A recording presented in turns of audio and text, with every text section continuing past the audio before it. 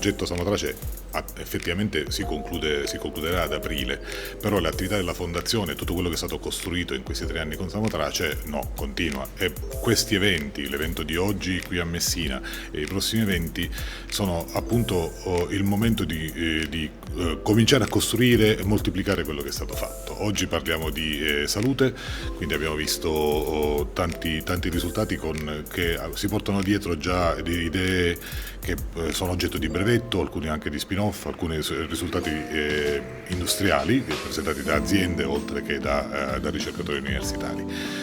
L'idea è proprio quella di mettere a terra quell'effetto moltiplicativo che ci è stato chiesto nel momento in cui è stato bandito il bando del PNRR sugli ecosistemi dell'innovazione. Non dovevamo produrre pubblicazioni scientifiche, ma innescare un meccanismo di moltiplicazione e di valorizzazione della conoscenza.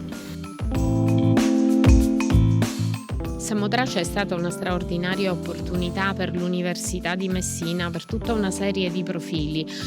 Intanto la messa in rete di tutti gli atenei siciliani insieme a enti di ricerca e a importanti aziende è proprio l'essenza di quello che significa fare ricerca scientifica e trasferimento poi dei risultati della ricerca scientifica.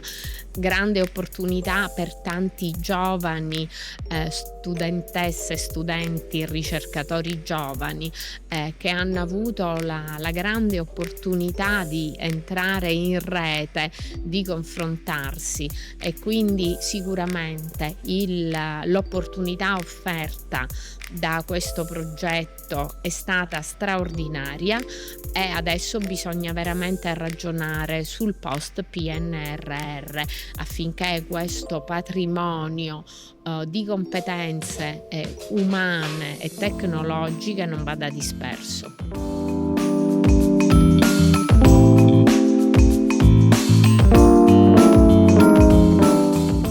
Abbiamo messo in mostra quelli che sono i risultati delle attività, sia in termini di presentazioni, ma soprattutto di rivolgere lo sguardo alle aziende che sono qui presenti per poter captare quelle che sono le conclusioni che abbiamo tratto qui. I risultati del progetto Samotrace sono visibili a tutti, nel senso che abbiamo avuto un numero molto elevato di patent, abbiamo avuto un numero elevato a banda cascata, che significa che le industrie del territorio, gli stakeholder ci hanno creduto.